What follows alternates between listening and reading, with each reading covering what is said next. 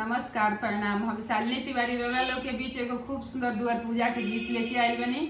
ओकरा के देखी जा, सुनी जा और लाइक सब्सक्राइब जरूर करब जा। अच्छा लगे तो कमेंट करके बताइब जा और शेयर भी कर देव जा।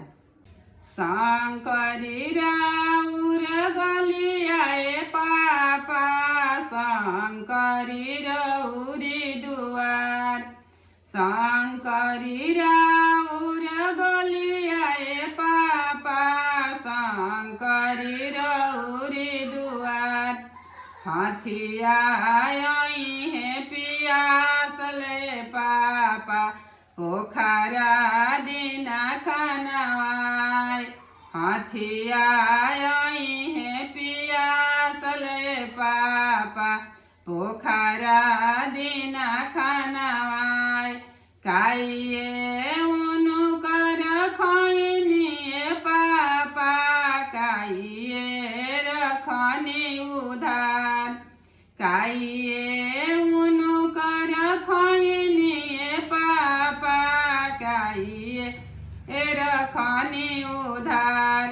कावाना करन हो पापा, साजना छे कले दुआर। कावाना करन हो पापा, साजना छे कले दुआर। पानावा उनु कर खैनिए बेटी, फुलावा रखनी उधार। पानावा उनु कर खैनिए बेटी, फुलावा रखनी उधार।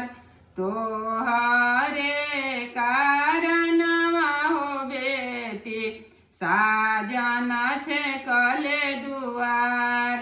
तोहरे कारणवा हो बेटी, साजना छे कले दुआर। पानावा उनु कर फेर दिए पापा, फुलावा दिना छितराय।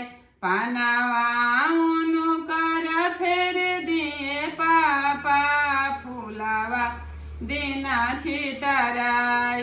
हमारा ऐसन धियावाए पापा, कैसे तेजी के रहाय।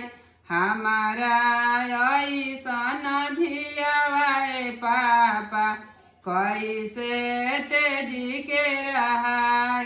पानावा उनु कर फेर देवे बेटी, फुलावा देव छितराय।